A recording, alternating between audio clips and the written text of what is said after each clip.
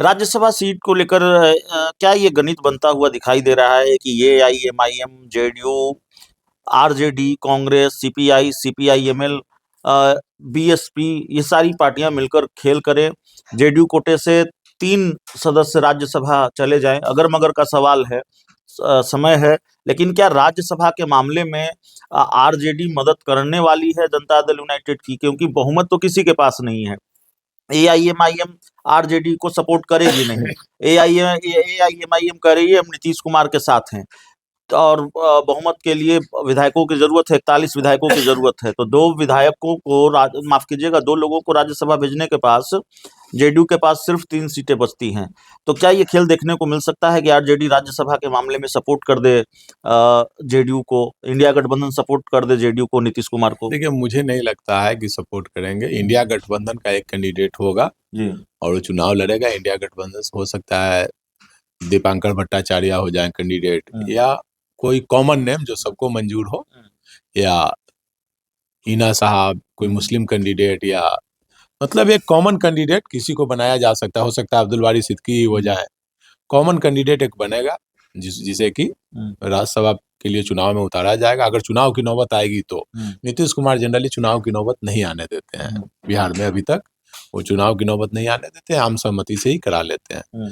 क्योंकि आरजेडी के पास 40 प्लस संख्या है, तो अगर विधायक नहीं टूटते हैं, क्रॉस वोटिंग नहीं करते हैं, तो इंडिया गठबंधन का एक राज्यसभा जा सकता है, निश्चित तौर पर जा सकता है। लेकिन एआईएमआईएम के विधायकों का समर्थन जरूरी नहीं होगा इसके लिए?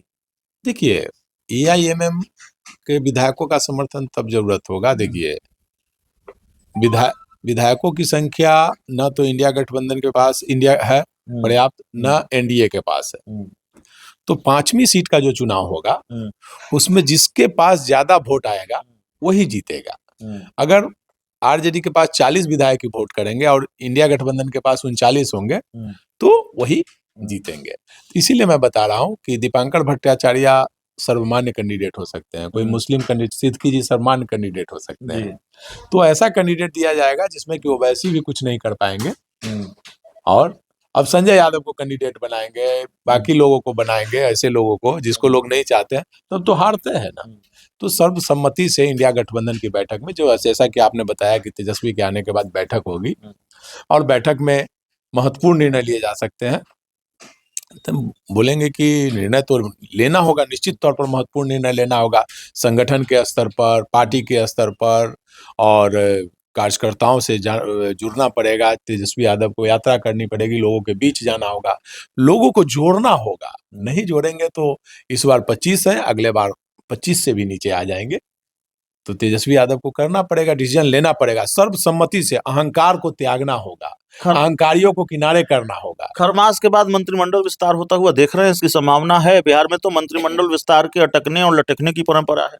हाँ, निश्चित तौर पर, चूंकि अभी भाजपा का सीट खाली हुआ है, नितिन नवीन ने इस्तीफा दिया है और भी सीटें खाली है, तो मुझे लगता है कि अभी खरमास के बाद नहीं, और टाइम लगेगा मंत्रिमंडल विस्तार में, क्योंकि चिराग के पासवान से भी एक को बनाना है, और इसके अलावे उपेंद्र कुशवाहा के 3 विधायकों का मामला है, वो भी कहीं जा सकते हैं, या जेडीयू में विलय कर सकते हैं, या भाजपा में विलय कर सकते हैं, या उपेंद्र कुशवाहा की पार्टी का भी विलय हो सकता है।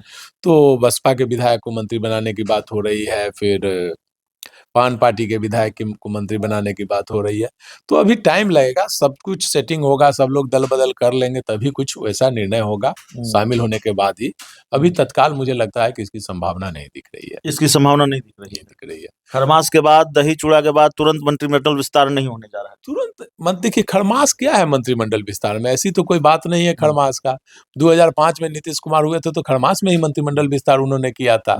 उन्होंने तो, अश्विनी चौबे ने कहा कि खरमास में मंत्रिमंडल विस्तार होना ठीक बात नहीं है, तो उनका नाम मंत्री में था, तो बोले कि शुभ कार्य में कोई खरमास नहीं होता, और उन्होंने मंत्री पद की शपथ ली थी।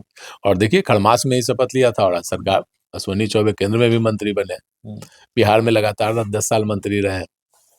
तो खरमास वगैरह कुछ नहीं होता है। मंत्री जब चाहेंगे तब नीतीश जी कर सकते हैं, भाजपा जब चाहेगी दोनों मिलकर कर सकते हैं, लेकिन फिलहाल उसकी संभावना नहीं दिख रही। एक आखिरी टिप्पणी चाहेंगे, एक जानकारी जो अब से कुछ घंटों पहले मिली है, अलग अलग तरह की जानकारी उपेंद्र कुशवाहा के तीनों विधायकों को लेकर हमारे सूत्रों के हवाले से हमें मिल रही है।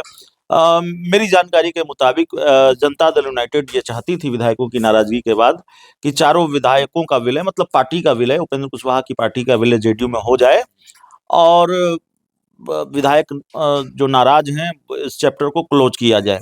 लेकिन भारतीय जनता पार्टी ने ये गणित गड़बड़ कर दिया, भारतीय जनता पार्टी ने ये खेल खराब कर दिया। जेडीयू चाहती थी कि चारों विधायक साथ आ जाए, बीजेपी ने उन तीनों विधायकों को अपने पाले में लेने का प्लान बनाया। हालांकि अभी तक ये प्लान सक्सेस नहीं हुआ है या किसी रणनीति के तहत इसको रोक कर रखा गया है। तो क्या चल रहा है, जेडीयू बीजेपी के बीच भी सहमत का खेल चल रहा है? निश्चित तौर पर हमेशा भारतीय जनता पार्टी और जदयू के बीच सहमत का खेल चलते रहता है। आप देख लीजिए 14 में भी हुआ, 15 में भी हुआ, फिर 17-18 में हुआ, 20 में हुआ, 22 में हुआ, 25 के चुनाव में भी हुआ कई बार, लेकिन हर बार नीतीश कुमार सहमत के खेल में नीतीश कुमार ही आगे निकलते हैं। आप कह रहे हैं विधायक जेडीयू में ही जाएंगे? तो देखिए अभी जो स्थिति है, भारतीय जनता पार्टी उपेंद्र कुशवाहा को भी नाराज नहीं करना चाहेगी, क्योंकि कुशवाहा समाज के वोट का मामला है और उनके 3 विधायक भाई विलय कर लेंगे तो भाजपा में विलय करेंगे तो एक मैसेज चला जाएगा। और उपेंद्र कुशवाहा की पार्टी अगर जदयू में विलय करती है नीतीश कुमार की सहमति से, तो उपेंद्र कुशवाहा की पार्टी भी टूटने से बच जाएगी, जदयू सबसे बड़ी पार्टी भी हो जाएगी। क्या वाकई भारतीय जनता पार्टी चाहती है कि किसी भी हाल में, किसी भी कीमत पर जनता दल यूनाइटेड सबसे बड़ी पार्टी न बने, और इसके लिए भारतीय जनता पार्टी हर कोशिश कर रही है? निश्चित तौर पर देखिए जनता दल यू चाहती है कि सबसे बड़ी पार्टी रहे, क्योंकि अगर दल तोड़ फोड़ हो, अगर भाजपा सरकार बदलने की कोशिश करे तो सबसे